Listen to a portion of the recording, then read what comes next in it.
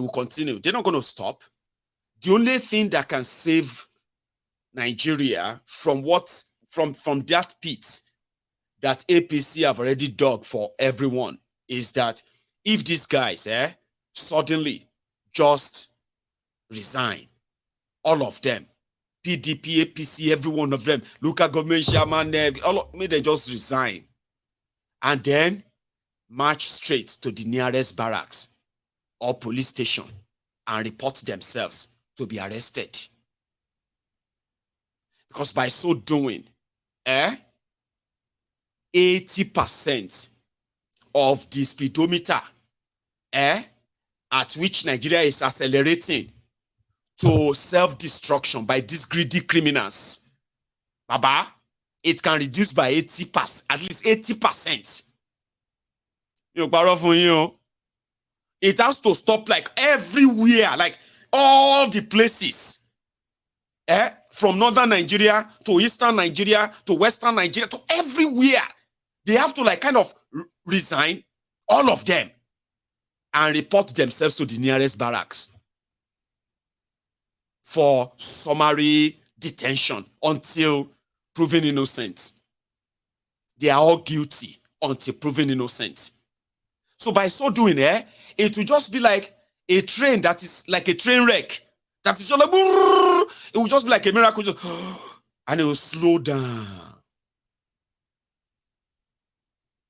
It's impossible, Abi. Yeah, now I know it's impossible. So when I now told you that, so why are you telling me that don't talk like that, Mayegun? Let us pray for what intelligence? Let us pray for. Do I look like Kiloting based to uni? I look like one of your, what do you call it? Overseer, it's a common sense thing. It just has to stop. But it won't stop until you stop them. They will make you stop them. When somebody said that all we do is talk, I say, it's not talk. See, good information is like food to the soul. People have it's not that they don't feel like challenging these guys.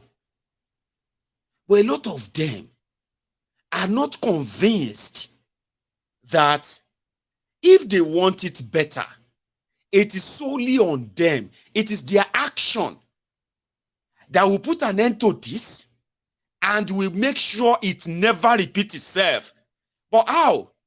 Until when everybody realizes that you are connected to them by religion, connected to them by tribe, you are connected to them by whatever you think you are connected to them with, right? None of these things matter. You are a victim of their greed, okay? And you are just awaiting disaster too.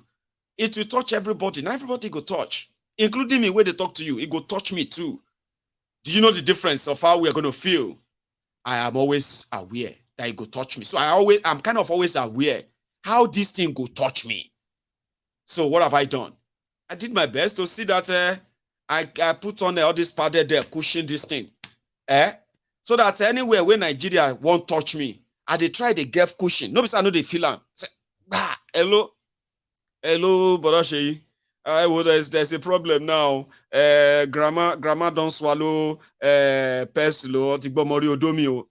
If she cannot sleep, she cannot stand. Kilo de, I say, it's not just that. Grandpa take remote to me. Grandpa don't swallow remote control. What is the solution? That we want to go and do scan. We want to go and do test. We want to go and seek back police report. We want to go and this and that. Before you know it, wherever you put somewhere, 100 pounds, 200 pounds, 300 pounds, 500 pounds, don't go. You don't borrow money. So it's just that because we know that is what Nigeria is without expecting anything from these criminals, a lot of us have had a way to cushion, to put a padded, this unused bed when you want to throw away your mattress, right? And then you decide to cut out the foam. That's exactly what we have done. But we still feel it. It go touch everybody. There's somebody that do and they come up.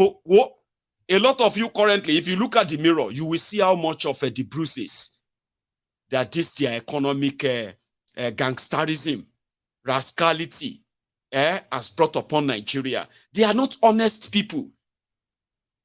So they need to cut it down, begin to save and rebuild, which is not their own doing. Everybody want chop their own. See, everywhere.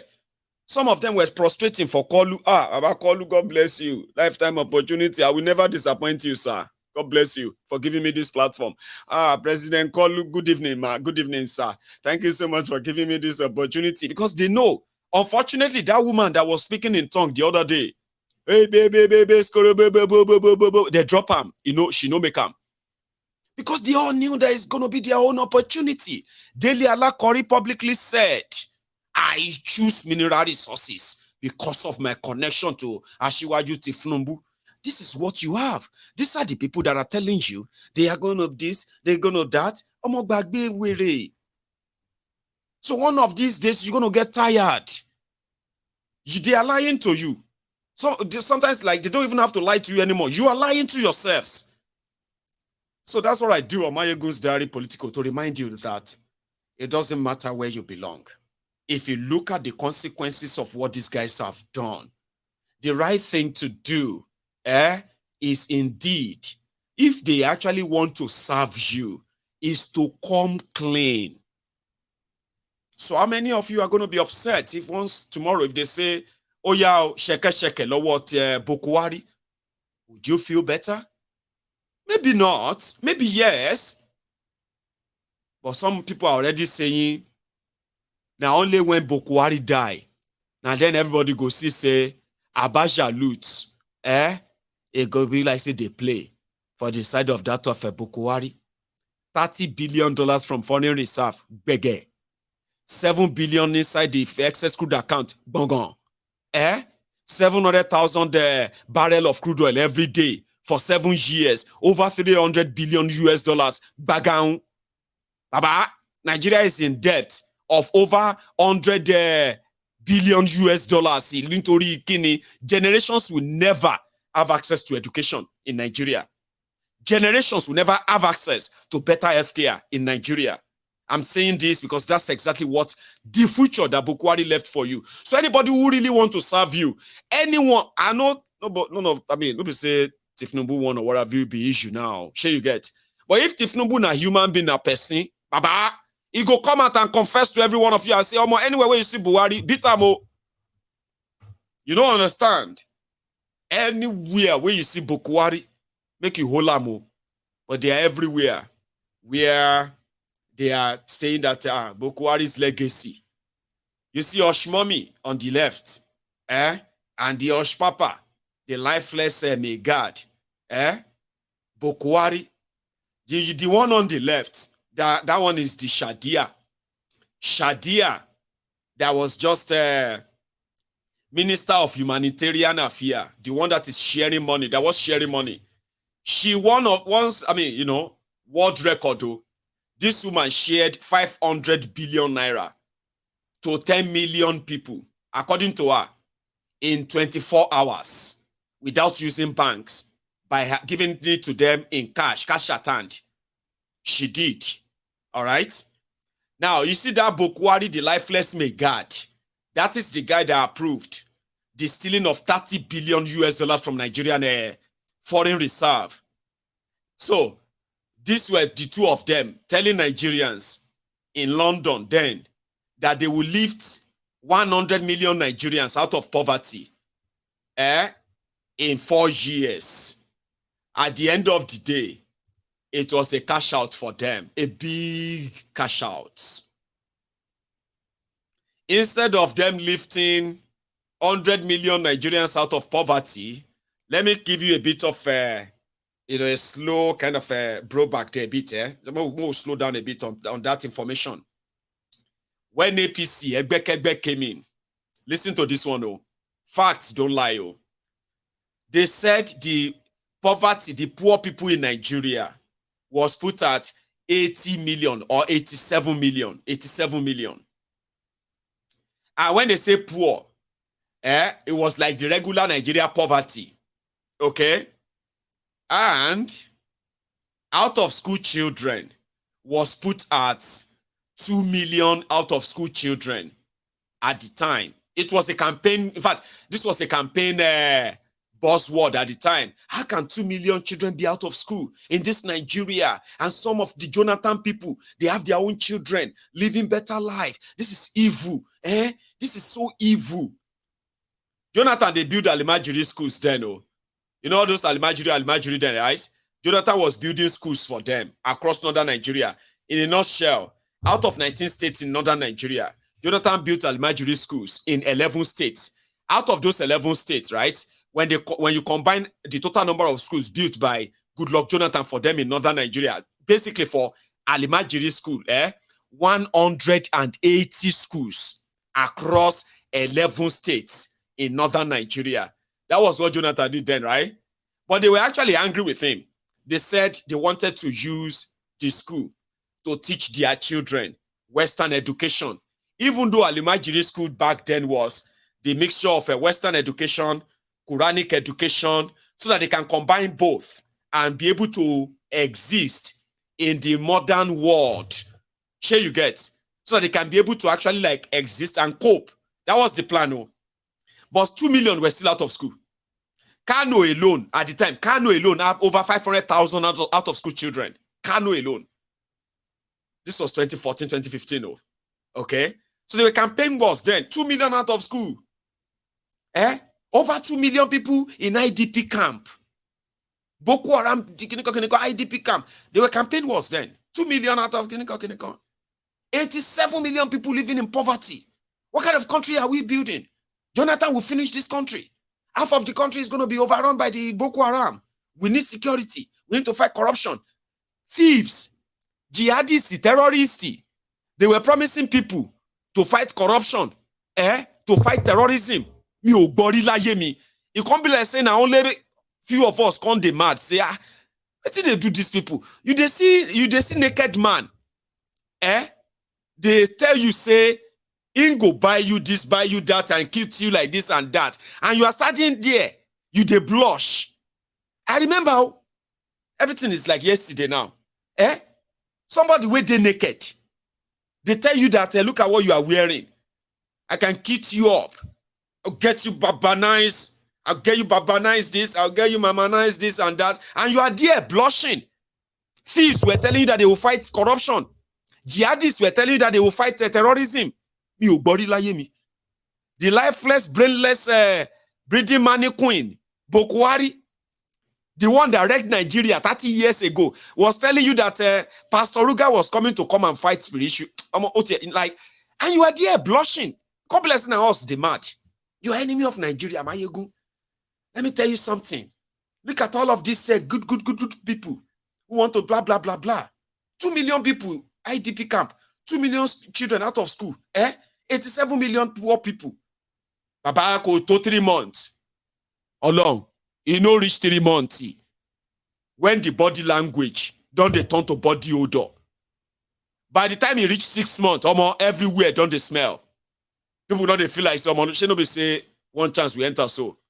Almost should be say we don't misbuy like this. I say, it's too early. It's too early. Give him time. Give him time. Before you know it, ladies and gentlemen, over 20 million school children are now out of school. Lagos State alone, Lagos, inside Lagos, they have over 1.2 million children who are supposed to be in school. They are doing, inside the hold up, they are selling things. They are begging here and there. 1.2 million or more. Carry all of them. You go need like 1, 2, 3, 4, 5, 6. At there, you go need like a 6 Maracana Stadium in Brazil, the biggest stadium in the world. You go need like 8 Maracana Stadium to put that 1.2 million children in Lagos alone. Kano State, what if they're not to move forward?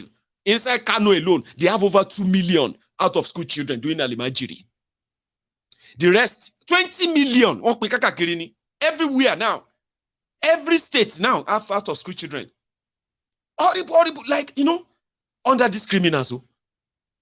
From 87 million poor Nigerians, ladies and gentlemen, we are now talking about 151 million multi-dimensional. This time around anyway, they will have to find another name. Because under Bokwari, 133 million Nigerians were living in multi-dimensional poverty. You know what is multi-dimensional?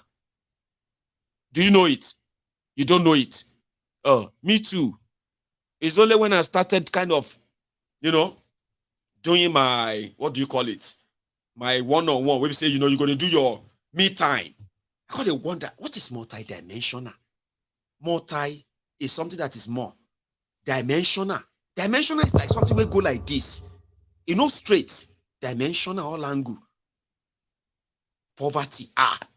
Yes, serious then. It's like the kind of poverty that even you where they work, we get job. You go on to live like say you are poor. No, not like say you are poor. You go on to live poorly. Like very poor. Say, Egbamike.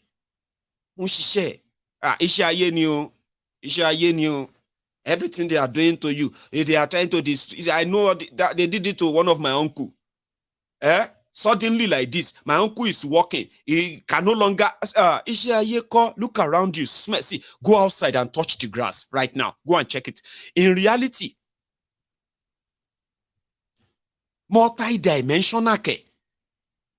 People started, you see, people who are going to work, listen to this. The multi-dimensional poverty, that's what I'm explaining to you. And a lot of you who have a chance of watching me today, maybe outside Nigeria right now, when you manage to japa, you are nodding your head where you are sitting down and say, this my or understand baje. Mo understand baje. You know why? Some of you were walking and it got to a stage that there are some streets they pass again. Why? You are owing them there. That woman don't know you. Because you told them when you get paid, you're going to see them. Now you haven't paid her. The other one at the back of your house, you are avoiding her too. So when you get paid, in order for you to be able to go to work, you pay the one in front of your house. So that one will not know, say you pay. Because right now, you have to kind of trek halfway to your workplace before you finally hump on Okada. You can't even kind of jump on the single Okada yourself. You decrease, big man. You have to share with others, people you don't know, because you are going to the same place. Now, a lot of you are coping that way, but you got job. You are still wearing your suit.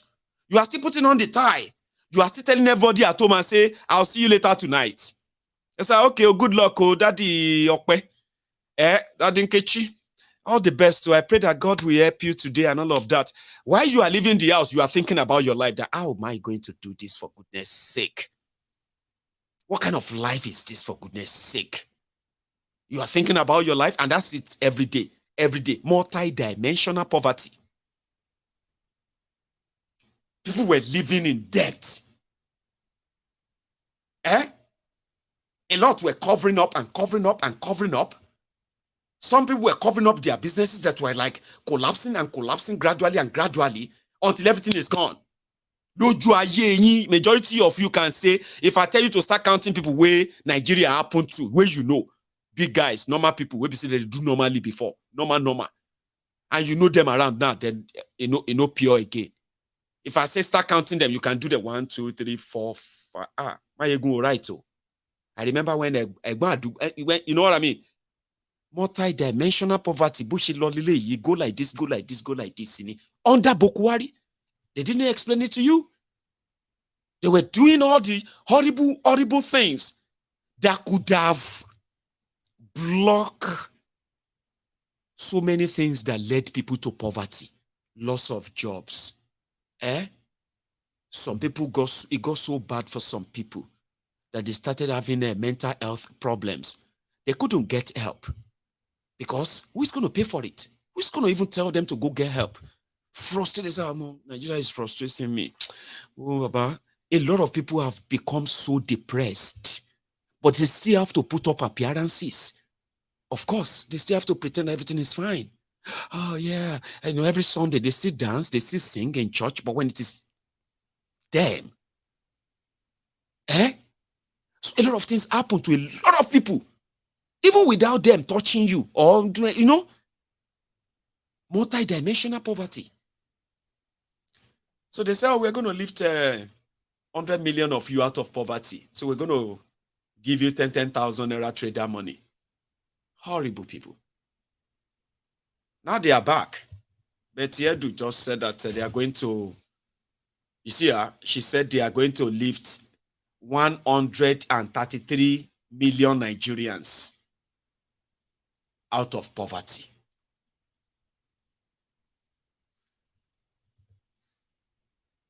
There are so many people that never believed that they will find themselves in this current financial, economic ruin that they found themselves. Not because they are not hardworking, not because of the sins of anybody's father or forefathers. A lot of Nigerians fell into poverty because of their own failing health. I've said this many times. A lot of us living abroad, we would probably be very poor too by standard if we had people like those who are in charge of Nigeria running these places. Imagine, after paying all my taxes and the rest of them, right? Paying all my bills possibly, but I can't use the electricity. I have to have an electricity generator that I have to fuel in case when they take the light. My business will have to run on electricity and generator. So after I make that money, the government will tax me and take part of the money from me to provide social amenities for myself and my families, like good roads, good hospitals, schools for my children, safe communities for my children, for myself and my family. Abi, as a law-abiding, tax-paying citizen.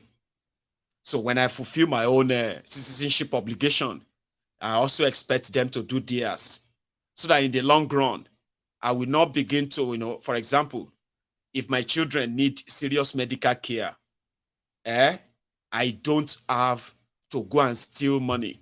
I don't have to go and beg anybody.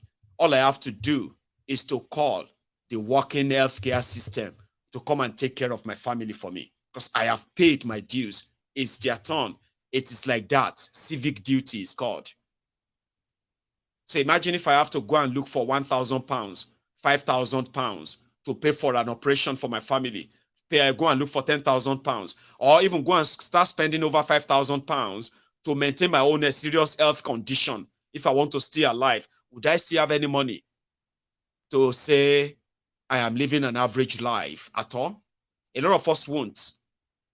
But these places have provided all of this for categories of citizens. And if you are so blessed that you don't prefer to use any public institutions or facilities, there are others there for your own type, okay? But the one that is general for the entire public is so standard enough that I am willing and happy to continue to pay my own taxes for these whole services. Do you understand that? In Nigeria, people struggle to build their own homes. They struggle to build their own water system. They build their own electricity supply. They build their own security. After all of that, from their businesses, government still take money from them.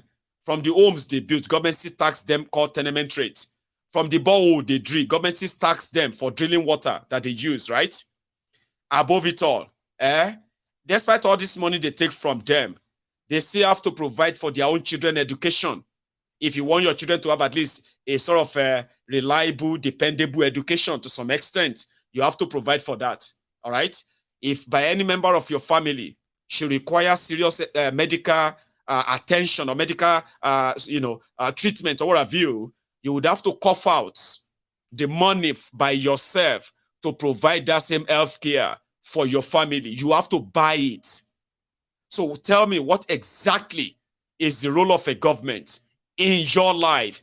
Just to take the money from you take whatever they can take from you, buy themselves expensive cars, expensive bulletproof automobiles, marry many wives as much as they want, build houses wherever they want, travel abroad and buy themselves private jets as they want. Is that what you think the money is meant for? And you now see why a lot of you are not really far from that poverty? To maintain that standard whereby you will never find yourself in the front of the general hospital begging people for money so that you can pay for your mom's medical bill inside the hospital. Now, you don't have to go inside buses, okay, to go and beg people for money so that you can feed that your relative that is lying there unattended to in the general hospital, public hospital. To avoid all of that for yourself, what do? You will do anything, including every illegal thing you can do. Isn't that what Nigeria is? People want to fight and battle poverty. It got so bad that they are so scared of poverty in Nigeria. Not just Nigeria, almost everywhere anyway. They are so scared of poverty, right? They steal more than what they even need. They steal more than what is actually so useful to the society. And you ask yourself, what does anybody need 100 billion naira for in his bank account? The money he didn't make from any legitimate business. Just money stolen from public purse. Put it in your own private account. Stolen from public purse. Put them in your private account. $1 billion, $5 billion, and all these billion. What are they doing with them? Some of them have hundreds of houses, home and abroad. Listen to me, like, is that not the fear of poverty? Is it not the fear of, I don't want to be poor? I don't want to be poor. But the rest of Nigerians are falling into the poverty day by day. Many of them because of the because of their health problems. And anybody can fall sick. I can fall sick and die. That's why I keep telling all the young people, don't let any older people tell you that if you want to live old, if you want to grow old, you have to respect them when they are disrespecting you, when they are ruining and destroying what should be your own future. And they are telling you that if you want to grow old, keep your mouth shut. Don't kind of live your life like that. Don't die without living. A lot of people have died without even living at all. They live in fear of, oh, I don't want to die. I don't want to this or that. But look at them frittering away, mortgaging everything that could have made life meaningful to all of you, young people. Because what will kill you can happen anytime. We have seen where young people have diabetics. We have seen where young people have serious medical conditions that are perfectly maintained, and they live their normal life like normally, like every normal person. Not in Nigeria. Once it happened to you, and there is no, you start selling whatever you have. You start disposing everything that matters to you because you want to save the life of somebody you love, Abi. And before you know it, you have nothing left to sell. And what about the ailment? What about the sickness? It is still very much there. Now you are poor. The sickness is still there. You have lost everything you have. There is nobody, there's no safety basket or safety net for you as a Nigerian, despite the fact that some of you have paid taxes all your lives. This is what keeps people poor. Okay? That is why when you look at your relatives, family members who are living abroad, they no longer pray for major things that you still pray for, because they're no longer desperate to be billionaires anymore. They don't want to be billionaires. They don't want to be, you know what I mean? They now understand what life means, that life means more living than being that billion because of the poverty mentality. Ask your relatives abroad if you haven't been there before yourself. How did you, I'm talking to you right now. Ahmed, I know you are currently not in the US, okay? Ahmed, let's talk one-on-one, man to man. Was there no time in your life that you wish that you are going to grow up and you're going to be a rich man, you're going to take care of your family, you're going to be this or that? We all had that dream. We saw people around us that suddenly, once they get political this, or once they join this or that, and before you know, they are suddenly rich. And then you are like, oh, I'm looking for one day I'm going to be rich. Now you are living abroad. What are you caring about now? The normal standard of living, where you can what? Oh, I'm going to get a mortgage. Oh, I need that. That's where I'm going to live. Oh, then I'm going to put so away for so Abi. Nobody is now so desperate to be millionaires, billionaires anymore. Everybody just want to live life moderately, peacefully, progressively. And if the million comes, fine. If the billions come, fine. Nobody is so desperate anymore once they leave that contraption. You see? Because they don't have to worry about having kidney problem, having a diabetic problem, breaking their back, or having these health problems or that problem. If it go lead to death, they will know that they have opportunity of being treated. They did their best to save me, but they just couldn't anymore. So I'm going to die. That's it. Right? But in Nigeria, before you die at all, they don't pity you. They will watch you sell everything you have. At the end of the day, everything is gone, but the sickness is still there. And before you know it, people start telling you the story. I used to be very rich. Kí ló happen sí yín sir? Ìjà ayé ni. Ọmọ mi ò ní rí ìjà ayé. Ìjà ayé sir, kí ló ṣẹlẹ̀? Obìnrin ni. Ìjà obìnrin ni. Kí ló happen sir? Kí ló ṣẹlẹ̀? What happened to you? My son, be careful of women, oh. Be very, very, very careful of a woman. Sir, what happened? You used to be rich, you said. My brother, my son, I used to have cars. Musicians used to praise me. They always sing my praise everywhere. I said, what happened? So I decided to marry this beautiful, very beautiful young woman. They want me not to marry her. And before you know it, something happened to me. I had an accident. Oh my God, what happened? My brother, I had an accident. I cannot walk. I cannot stand up. I cannot do anything. I was on my back. It was this woman. Which woman? Your new wife.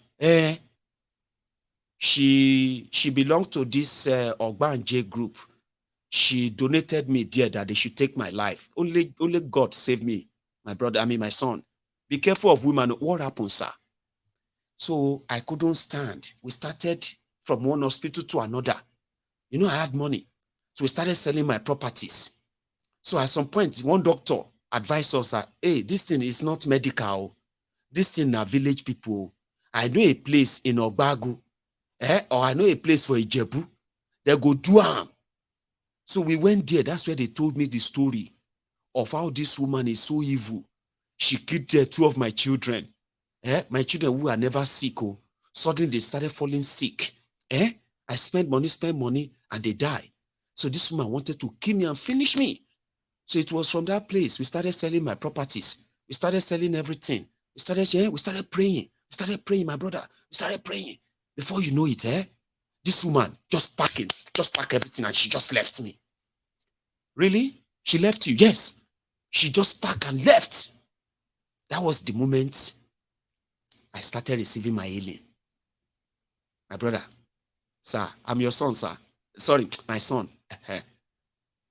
That's the moment. But the deed was done. I've already sold everything. Now you can walk very well, sir. Yeah, that's why I've been doing taxi. From Olu to Enugu.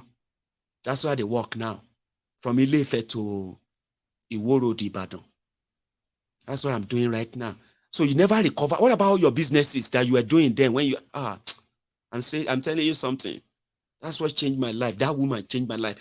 It did not. You will never tell him that the lack of a proper medical care, medical system that could have detected whatever was the problem, a state-funded medical facility could have prevented whatever was the spinal problem that he had. He wouldn't have sell off his properties. He wouldn't have blamed an innocent woman for witchcraft. They wouldn't have frustrated her until she had to pack away and run for her life. All of this wouldn't have happened. Families would still have been families. He would have received the best medical treatment, without having to sell his properties. That is one of the worst consequences of a bad leadership that people don't know. Majority of you are just one sickness away from becoming poor. And there is no sign these guys are going to build any institutions that are actually going to care for you. No chance. No chance. He didn't care that he was driving a car on a terrible road that nobody cares to fix, and nobody cares to even follow the traffic rules as well. But suddenly, the village people, oh, my new wife. Oh, now my first wife, they do me. I went to seven places, my son. 7 places. Now my first wife. I thank God she's dead now. She died because of me. Hey, what happened? She thought say she was the most powerful. I met one powerful woman for Ekiti. That woman said, now 7 days she go die. That she no care what witchcraft she gets. Now 7 days. So your first wife don't die now because of this matter. And now, because of me. You don't get all your money back. No, I don't get that money back. That one. But I thank God I have my life back. But now that woman, they do me. Nobody pays attention to the evil that are wearing agbada. And they are wearing different babariga and the rest, all walking around you. Abi? Anyway, El Rufaya said any attack on Niger Republic is a declaration of a civil war on northern Nigeria. Genge, it don't they cook. I told you it's become it's now they are now calling him the Bob Rufy. Oh, Bob Rufy, that's what they call him. They say hell Bob Rufy, the Rastafarian. So he's already out again to say Tinubu should be very careful. Okay, that Tinubu should be very careful. Declaring war on Niger Republic is declaring war or declaring a civil war on northern part of Nigeria. So somebody was asking me, so what should that happen? What's the solution? I have told you. No, they ask me all this kind of Amorobini or your thing. I have just told you what they did, what they have done. If you don't understand where all this Ijiaye is coming from on your job, on your infrastructures, what else again, on your businesses, where the GIA is coming from Bokwari and gang, APC, Egbekegbe. What is the solution? The solution is very simple. All of them. First, Tinubu and gang, they will arrest all the Bokwari's family members, all of the family members of Pastor Ruga and their friends. Everybody that work with Bokwari, all of them and their PAs. Yeah, they're plenty. They go reach like 2,500, all of them. Pack all of them, and build a fence. All right, next to Arugungu. You know where Arugungu is? It's where they do Arugungu Fishing Festival in Kirby. Small river like that. Build a net there, like a fence. Put all of them there. 2,800 of them. We'll come back to them. When you are done, then resign. All of them, your governors, everybody, may they just resign and say, we are sorry for the evil we have done. Locate any nearest barracks or police station and surrender themselves for arrest. They are guilty until proven innocent. When that one happens, there is going to be this open window, open cloud all over Nigeria. Now, him be say, all your problems, they have arrested themselves, surrendered themselves, and you can do whatever you like with them. Is that too much to do, Abi? Which of them would you do? Which solution would you do? Other than the solution of where they are going to share you food and the rest of them. They have you where they want you to be. So why are you asking me the solution? That's the solution. So after that, all of us who are left, Mayegun and the rest of us, we'll just discuss the day where everybody go their separate ways. Kamakpademo, that kind of thing. I go, yeah, everybody they find their level, everybody find their level, say go bye-bye, and the rest of that. Kamakpademo. That's my solution, but you won't take it to you because of the way I said it, Abi. Because I didn't put on tie, Abi. Put on all the demo everywhere. begin to read them like say na serious thing that they read. And you will sit down there and say, oh, that's a very brave idea. Oh, that's a very lovely idea. Oh, I love that idea of Mayegun. I love that part where he said, consecrum, consecrum. That place is very, very important. We should pay attention to that one. Now the mentor, go straight to it. After you arrested all your problems and your problems surrender, what is left? You want to keep Nigeria and breed another problem, Sabi? Breed another criminals. These guys have motivated so many millions who are already waiting for their turn. That's why we call it the Nigeria, turn by turn Nigeria Limited. Majority of them are screaming, hunger, this government, God punish you. Nalayo. The moment they have their own shot, they will tell you, my brother, it's not that, it's not, you don't understand. Mayegun, I used to be like you, Mayegun. People have told me that many times. Today, when they finish waiting at the shop, they come back here and say, Mayegun, long time. I say, long time. Mayegun Baba, long time. I say long time. I don't hear you. You didn't even like Mayegun, you didn't even check on your brother. I don't get brother. I don't get any brother. Which ones is check your brother? We did here, they say, these guys are criminals. These guys are criminals. Don't join them. Don't follow that thing that they said. If you can't beat them, join them. Don't join them. Instead of you, because you cannot beat them, instead of joining them, don't join them. Call other people to join you, and you will beat them. You don't understand? That's my own theory. We did do that one here. We no go agree on Mayegun's diary political 10 years ago. Suddenly you came back and said, Mayegun, I used to be like you. Mayegun, you don't understand. Government is very peculiar, catastrophic, and a little bit kind of it's not blue is not always blue. Mayegun said,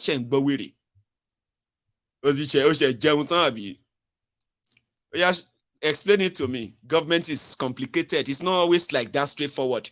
The time with you is no longer that straightforward, Abi. Now you know government better. Mayegun, you cannot just be criticizing. You need to give solution. Solution. The only solution they are after is what is in it for me. What is in it for others. But they will come to public and say, Mayegun, don't just talk anyhow. Just give solution. You need to give solution too. Then when they finish chopping, when they can't kick them out, they are no longer part of it. They will come around and say, Mayegun, long time no see. I say, Oloribu, I've not been there. I've not gone anywhere. I've always been here. Now you know where you went. I have always been Mayegun here every time for the past 11 years consistently. You were at it a long time no see. When I don't finish waiting, when they finish, when I don't finish the defending and all that, you are back. The bottom line I'm saying here is that a lot of you, we know when you complain about how Nigeria is bad. Now, because when it is affecting you, although it affects a lot of us, many of us, well, I'm talking about when that Nigeria really happened to you individually. That is where, this country is a very terrible country, Mayegun, this country can never be better again. Kilo day. What happened? What happened to you? Shugo Emeka, talk to me. What happened? I swear, Mayegun, this country is finished. It's finished. So what happened now? Tell us. All of us know say the country don't finish, but the way you talk, you be like say something happened. Can you believe that? I sent a car to Nigeria, and they were supposed to buy the car for 1 million naira. Would you believe that half of that money was fake money? That country has finished. Emeka, I agree with you. It's not new, that's what they do. So what can happen? You report them to the police? Mayegun, I was so shocked that how could this still be happening? I know. I mean, like, it's so crazy, yeah? So what happened to the money? What did you do with it? I have spent it now. What? Mayegun, I have spent the money. That country is finished, though. Emeka, you spent 500,000 naira fake money that they spent to you. Oh, so you want me to keep it, Abi, Mayegun? Now, me should bear the cost, Abi. I was so shocked. I said, brother, I am as shocked as you. That country is finished. We agree. where everybody is trying to take their own chance and the rest of that. I'm just using that to let you know that sometimes when it affects you, it makes more sense. Only when you realize is that some of those people who feels like we are overreacting is because somehow they still have their own expectation, waiting for their turn. It's not like that. You want to break up Nigeria? Wait me, I never loot my own money. My own name never did EFCC name. Look at this Mayegun. No, we don't break up Nigeria now. Jokingly, people are saying that to me.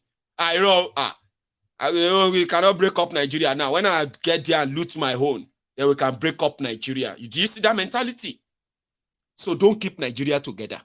Once these rogues report themselves, arrested themselves, and lock themselves up, you can decide what you are going to do with them later. But the first meeting should be everybody to go their way. They say, hey, Honorable Mayegun representing the Yoruba nation in this meeting. What is you have 25 minutes for your own presentation on this in this important meeting. Me, Mayegun, I go there, I say, good morning, good afternoon, good evening, ladies and gentlemen. I am here as a Yoruba representative. And thank you very much, everybody who also came to this place. And I just want you to know that I don't have any communique to read to you. I just want you to kind of let us discuss how we, all of us, go leave this place. Kamakpademo. Now, another person could ask me, what is Kamakpademo? That means we won't have this meeting again. More we'll discuss and now say everybody leave this place. There's no point in later calling ourselves back and say, oh yeah, more we'll do meet which meeting? Regional meeting at Dikilemakwi.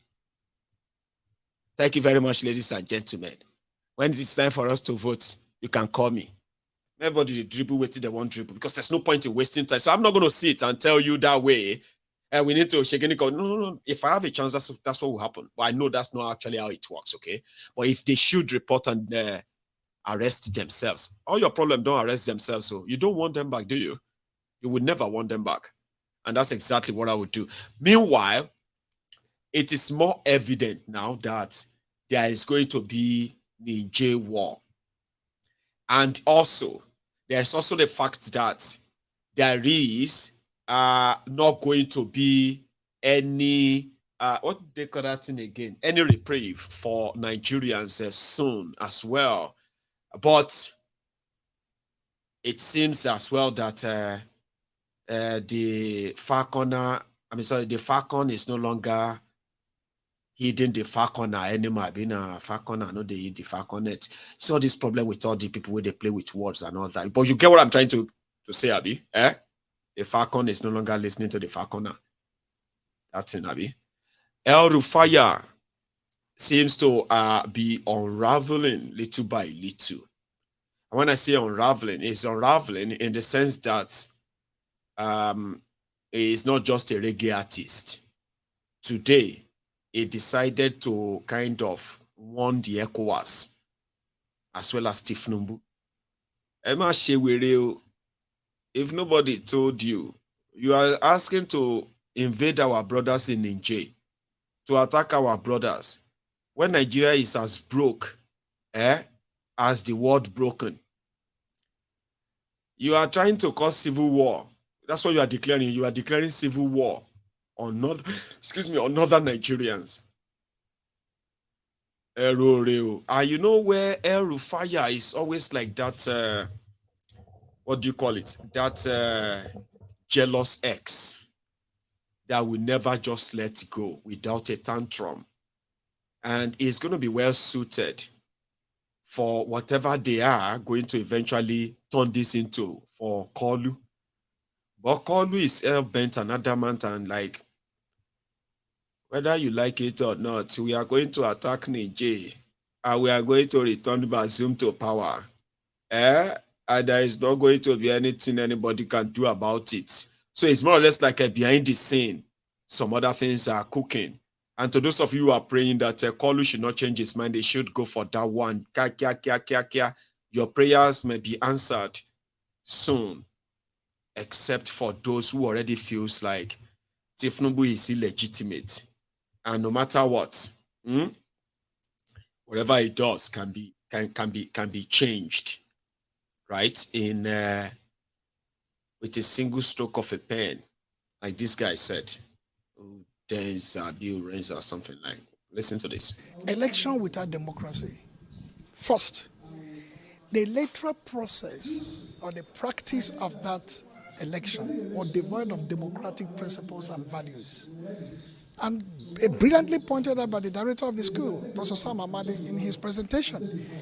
If you plan to fail, not the political class, not the observers, not the voters, but INEC itself plan to fail by not honoring democratic precepts and values and norms, then such an election will have no democratic value or content.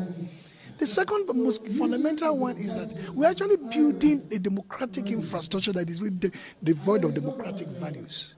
The very fact that of an election shorn of democratic intent, democratic practices, democratic precepts, will mean that you're producing a democratic or political system that is answerable to that kind of election. So the election, one, is devoid of democracy, and democracy it produces is devoid of genuine democratic values. That's why it is two-pronged.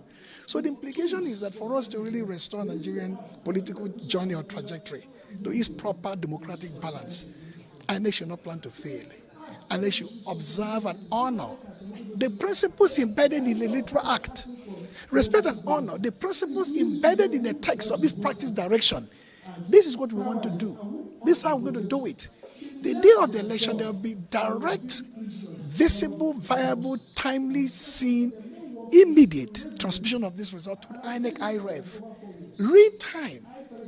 If this statement is made as verbal declaration and in writing, you must be held accountable to that. And if you fail to deliver on that, people will lose confidence in that process. And public trust can only be garnered when they see public office holders honor their words and honor the text of their writing. This report has proved conclusively that INEC failed to honor this. It's not the politicians, not the media, it's not the voters.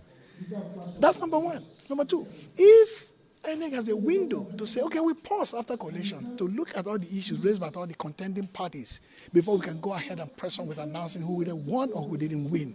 And if fail to deliver on that, even when the law specifies you should do so, your own law, you're comfortable with, then you are deliberately planning to fail. That failure is producing election without democracy in two directions, like I said initially.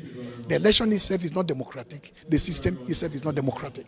Now, my question is today, the president was able to publish to me the portfolio of ministers designate, and many Nigerians, there's been hot reactions on social media. Many Nigerians are believing it's the error that the spillover of 2023, which you complained now earlier, is the spillover of the 2023 election. For instance, while they were complaining that Festus Keyamo giving information and others like that, Wike, State Minister, in all this, what's your reaction as an expert and an analyst? I have tried to tell practitioners like you, media practitioners, to bear with people like me, from AIT to Arise to Chinese and so on, and this is life, to bear with people like me. The courts are now an extension. They are now an extension of our the electoral process.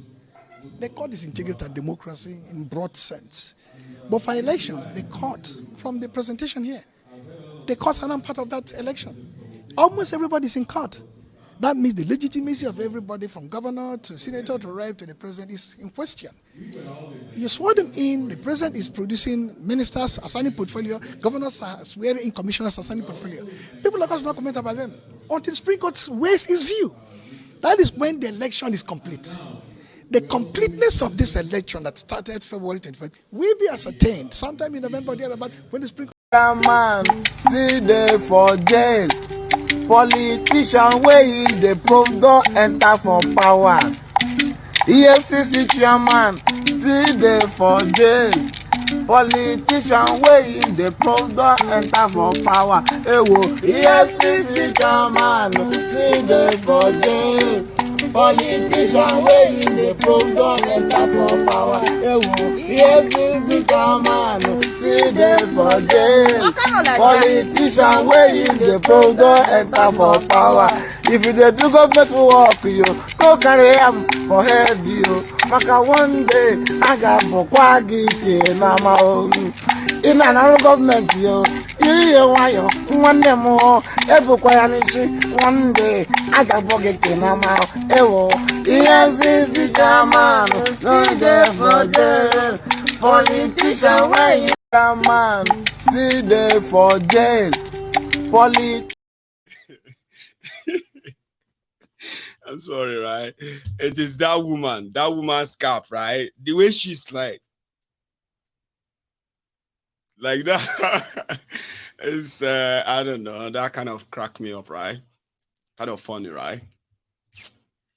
So a lot believe that if nobody stop Tinubu from going to Niger, maybe the court can stop him, and all of this can just be like a bad dream, you know, like some would say, along.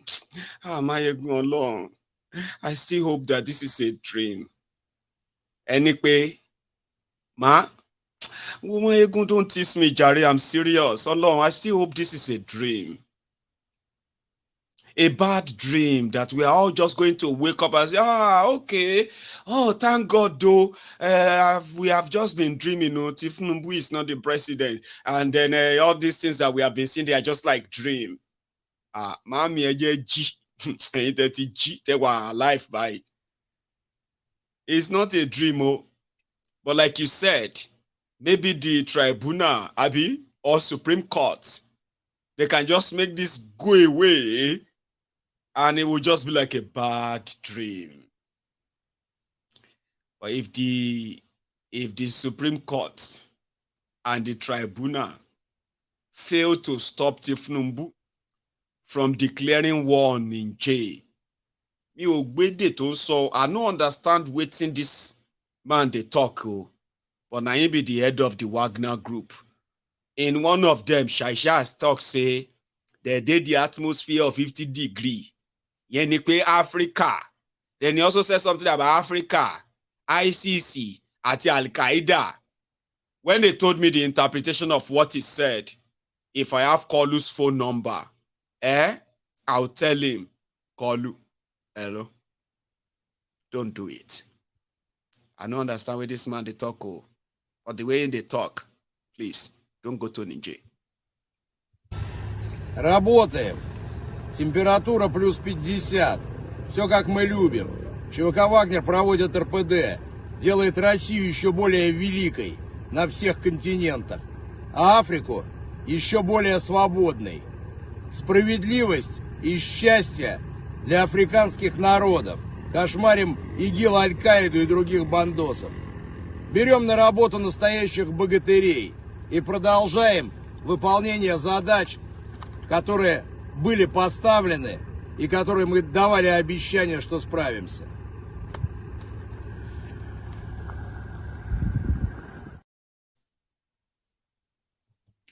And for those of you who don't know that man, now the guy that staged that rebellion that was kind of that went viral at that time, that they wanted to overthrow Putin in Russia. Now their leader be that. Something Proxim. For me, give me his name.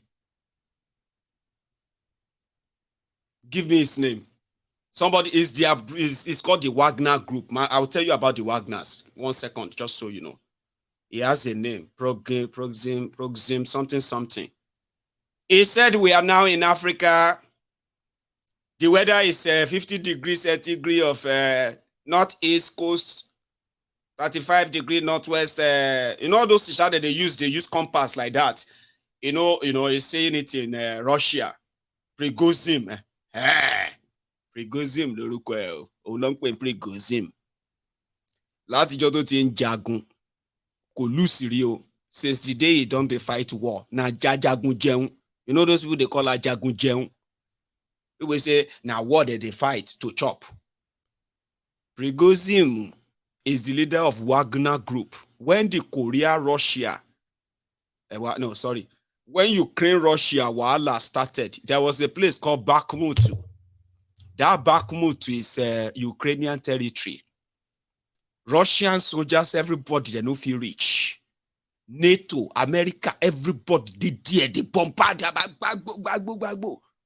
Now, this guy in boys, so they took the entire city back move to chase away NATO, chase away everybody, boosted the morale of Russia.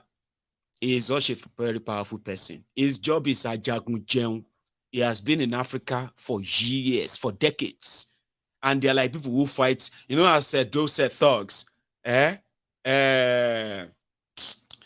Frederick Lugard. You remember Frederick Lugard, the British colonial thug that came to Nigeria with all their boys and the rest of them. In the name of the king. In the name of the king. That's what they were doing about those colonial thugs at the time, and they were claiming everywhere.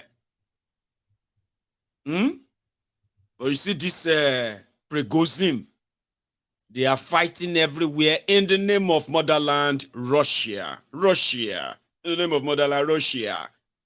They are in Niger already. Now them they near me. French French authority, the French forces in that region. Now 1,500 in the entire Africa.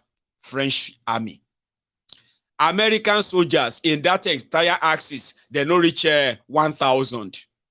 That is why America built the drone base. You know, the drone can shoot you from the sky. You don't go see it coming. You won't see it coming.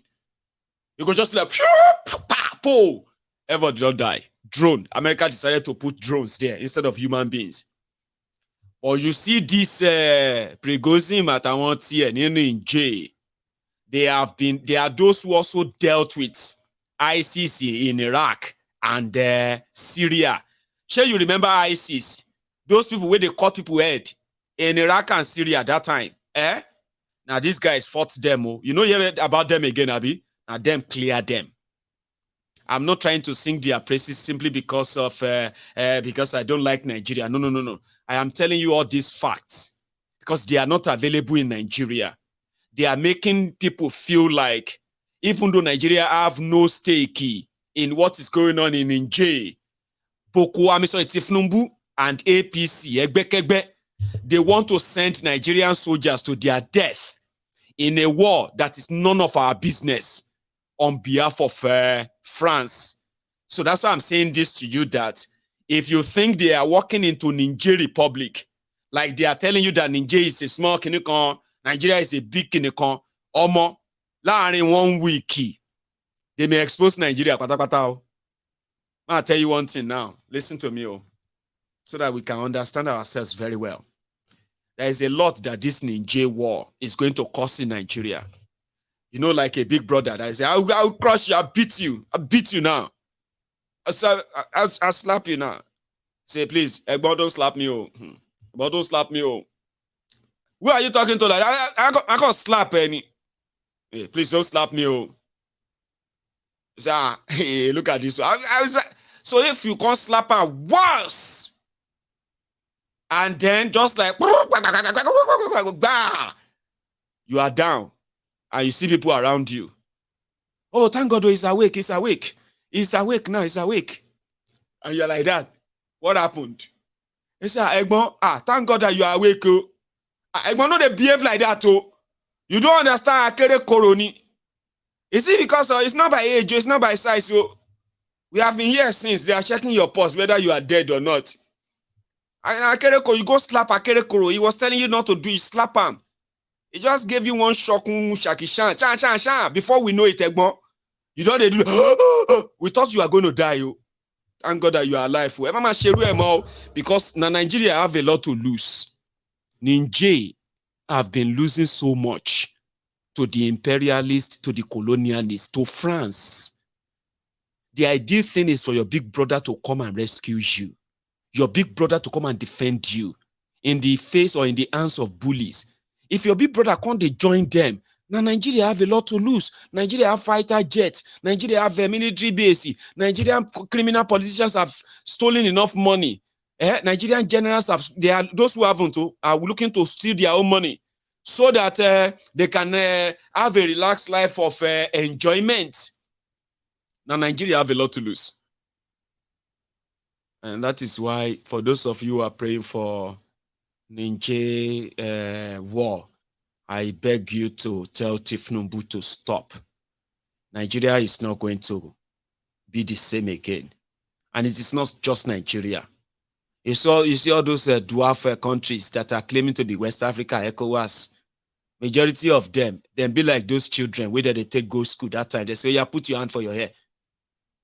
So yeah, try more. This one never reached to enter school. Countries like Ghana, Togo, Benin, all these places who are following Nigeria to do shakara, we are going to invade them. We are going to invade them. You are like all those small Peking in the olden days that they will say, yeah, they are due for school registration. Yeah, take them to school. How old are you? They say, I'm 10 years old. Look, that be almost 2 years. Yeah, put your hand for your head. Let's see if your right hand is going to touch your left ear. And they're like that. Doing like that. So they are following Nigeria. Blind, they lead the blind. One-eyed man, they lead the blind. By the time the whole shit start falling down, even the rest of you won't see anywhere to run to. Because it's exactly what they want, destabilization in the region. Nigeria and the criminals in charge of Nigeria no get sense. Tell them, the Wagner group, they are not ninja soldier. Ajagun jẹun ni wọ́n o. And Ajagun Mamono ni wọ́n. For those of you who understand Yoruba, Ajagun jẹun are those who are fighting to eat. Ajagun Mamono are those who they fight when the people say they know they get boundary. Ajagun Mamono is they know no boundary. The last time when the Chadian army entered Nigeria because they were chasing the Boko Haram, they entered somewhere around Borno. Nigerian army gave them warning. Don't try that again. Don't ever come to this land again. Don't try. It's called the crossing of barrier and all of that borderless borders in Nigeria. So the Chad army have to go back. The following day or 2 days later, they killed their president and led the soldier to Nigeria. You see all this Prigozhin and Wagners, Ajaguma Mobandri, they just move on. Now later they call them, say, now Nigeria be that, say, Nigeria, okay, we dey see Kogi. Say, is this not Ninja? He said, no, Kogi ke, you don't reach Kogi. No, we don't enter Kogi. Come back, that's Nigeria. That's not Ninja. So we thought he said Kogi Ninja. I'm saying this to you because I have seen it. And I don't want to sit down here later and start saying all these things with like the real casualties, people that have been killed. Tell Tinubu, you no get business for Ninja. Nothing, we go bring anything positive out of this whole thing, And if you don't believe me, you'll come back here. I'll stop on for there. Let's go to the next one. Okay, let me take calls. Because I can speak like this for the rest of the night. And a lot of you will not take me serious. And I'm serious. Very serious. But you get what I mean? The message is very simple. There is nothing for Nigerians to gain there. There's something very much at hand right now that requires Tinubu to address Nigerians and tell them the truth. All these promises, all these things that a lot of you are looking forward to, they are not going to happen. Fine, they will borrow more money. They will ruin the economy more. They will denominate your money. Do all these things to cover it up. But now you go know where the thing they paying. So if they have anything serious to talk about, it should be this. Or maybe we should just forget them. I'm going to take calls, Jared, so that it won't be like, say, now only me day here. Well, remember, you need to like the broadcast, okay? You need to like it. You need to share it. You need to subscribe onto Mayegun's Diary Politico if you actually enjoyed this set tonight, right? And when I come back, I'll take calls. I've already seen people already calling. But I need a fresh tea again. Thank you.